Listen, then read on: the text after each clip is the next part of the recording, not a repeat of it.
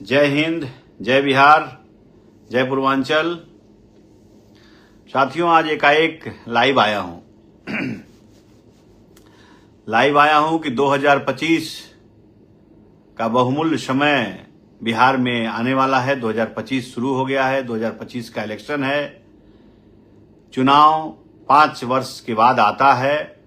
ये महापर्व है। इस महापर्व पे आप लोग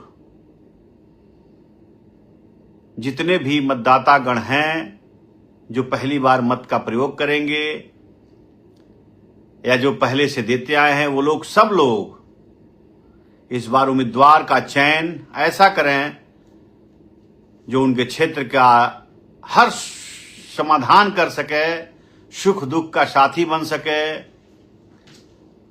जो उनके क्षेत्र के जितनी भी समस्याएं हों उसका निदान कर सके और 24 घंटा 7x4 24 घंटा आपके पास, आपके दुख दर्द में आपके सामने उपलब्ध रहे। चाहे वो क्षेत्र में रहे या ना रहे, हिंदुस्तान के या विश्व के किसी कोने में रहे, लेकिन आपके एक घंटी पे फोन उठावे और आपके समस्याओं का समाधान करे। ऐसे नेताओं का चयन करना है। पार्टी नहीं देखनी है, देखना है अपने क्षेत्र के अच्छे जनप्रतिनिधियों को, देखना है अपने होनहार नेताओं को, देखना है जो आपके सुख दुख का साथी हो, जो देखना है उसे जो संकट के आपके संकट को दूर कर सके। आज 2025 चुनाव का आगाज हो चुका है। फर्स्ट चरण का मतदान 6 नवंबर को है और दूसरा चरण का मतदान 11 नवंबर को है।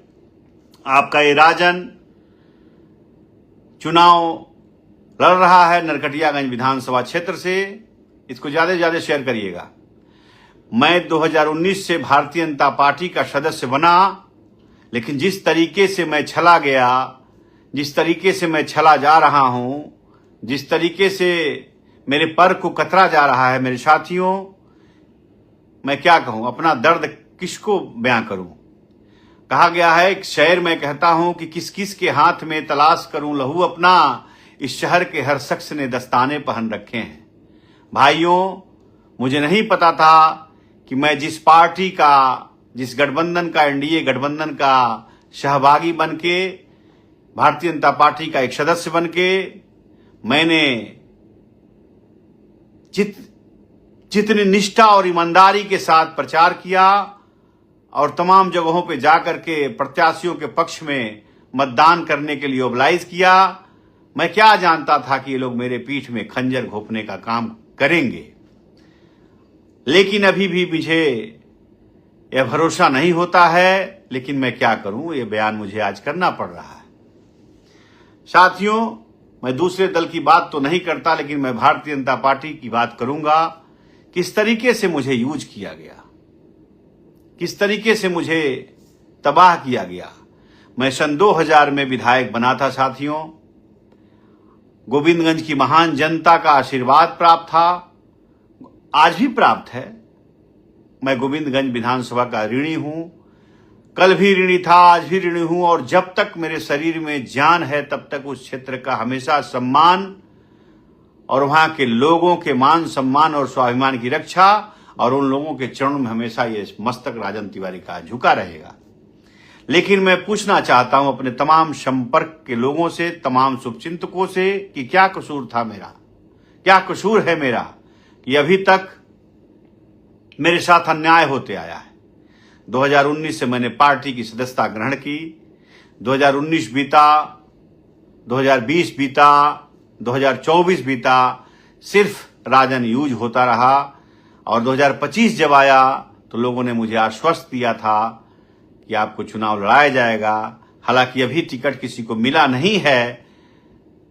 मैं ज्यादा से ज्यादा शेयर करना चाहता हूं। लोगों ने मुझे आश्वस्त किया था कि आपको नरकटियागंज विधानसभा क्षेत्र से चुनाव लड़ाया जाएगा, लेकिन वहां के तमाम नेता जो भारत सरकार में भी बैठे हैं, जो सांसद हैं, चाहे पश्चिमी चंपारण के सांसद हों, चाहे वाल्मीकि नगर के सांसद हों, ये लोग पता नहीं क्या है, राजन तिवारी से क्या है, क्या द्वेष रखते हैं कि मेरे से वो लोग जलन रखते हैं कि क्या रखते हैं, कि शीर्ष नेतृत्व को मेरे विषय में क्या समझाते हैं, ये मुझे नहीं पता। लेकिन मैं राजन चुनाव तो लड़ूंगा, किसी सूरत में लड़ूंगा। और मैं तमाम अपने शुभचिंतकों से यह कहना चाहता हूं कि अगर मुझे चुनाव में ये लोग मेरे साथ धोखा करते हैं तो मैं आप लोगों से एक करबद्ध प्रार्थना करता हूं, हाथ जोड़कर विनती करता हूं पश्चिमी चंपारण के वासियों से कि आप लोग भी मेरा बदला अवश्य लीजिएगा। पूर्वी चंपारण हो या पश्चिमी चंपारण, मैंने सब जगह निष्ठा के साथ काम किया है। मैंने कभी भी जिसके साथ रहा उसके साथ कभी दगा नहीं किया। लेकिन आज मेरे साथ अन्याय हो रहा है। नरकटियागंज पार्टी ने मुझे पूरा आश्वस्त किया था कि आपको चुनाव लड़ाया जाएगा। हालांकि अभी भी पार्टी ने किसी की घोषणा नहीं की है, लेकिन पता नहीं क्यों मुझे लगता है कि पश्चिमी चंपारण के सांसद जी भी लगता है कि अब उनके भी बस में मेरा मदद करना नहीं रहा। वाल्मीकि नगर के सांसद तो उस लायक हैं भी नहीं। लेकिन मैं आप लोगों से गुजारिश करता हूं, आप लोगों से विनती करता हूं कि पश्चिमी चंपारण हो या पूर्वी चंपारण, मैं भारतीय जनता पार्टी का सदस्य होने के नाते सिर्फ भारतीय जनता पार्टी की बात करूंगा, जनता दल यूनाइटेड की बात करूंगा कि जनता दल यूनाइटेड ने भी मुझे वादा किया था कि जब आपका समय आएगा तो आपके गठबंधन से आपकी बात करूंगा। मैं दो पार्टियों की ही सिर्फ बात करता हूं, चूंकि रालोसपा से मेरी कोई बात नहीं हुई थी, लोक जनशक्ति पार्टी रामविलास से मेरी कोई बात नहीं हुई थी, जीतन राम मांझी से मेरी कोई बात नहीं हुई थी। तीनों दल को छोड़कर बाकी दो दलों से मेरी बात हुई थी कि आपको सम्मान मिलेगा, सम्मान दिलवाया जाएगा, चुनाव लड़वाया जाएगा। काफी आश्वस्त किया था संजय झा ने, अशोक चौधरी ने, माननीय मुख्यमंत्री नीतीश कुमार से बात करा करके मुझे आश्वस्त कराया गया था कि आपको या तो जनता दल यूनाइटेड से या भारतीय जनता पार्टी से लड़ाने का पूरा हम लोग प्रयास करेंगे। और भारतीय जनता पार्टी का शीर्ष नेतृत्व ने मुझे इससे वचन दिया था कि आपको नरकटियागंज से चुनाव लड़ाया जाएगा। लेकिन किस कारण से, किसके कहने पर, अभी तक मेरे पास कोई खबर नहीं आया। कल आ जाए तो मैं नहीं जानता, लेकिन अभी तक नहीं आया।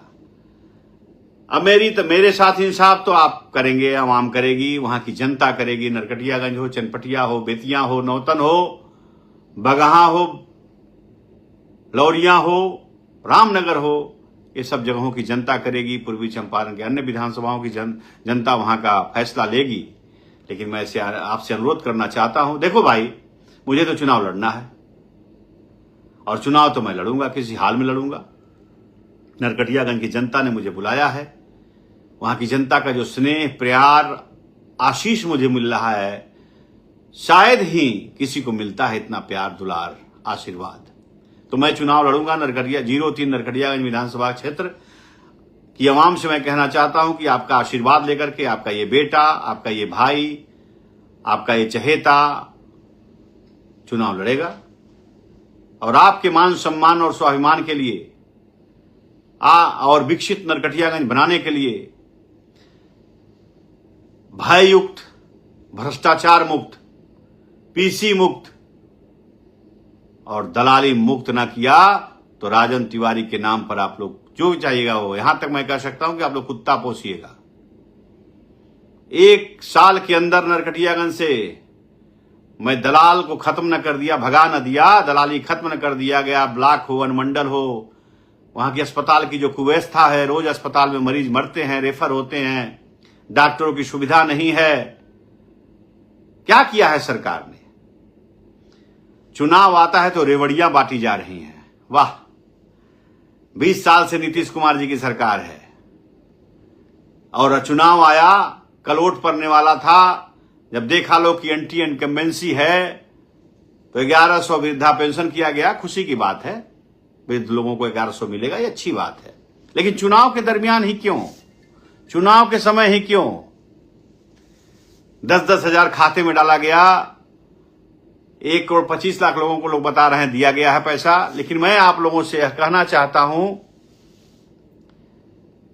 कि जो ये पैसा दिया जा रहा है इसका ब्याज भी लगेगा।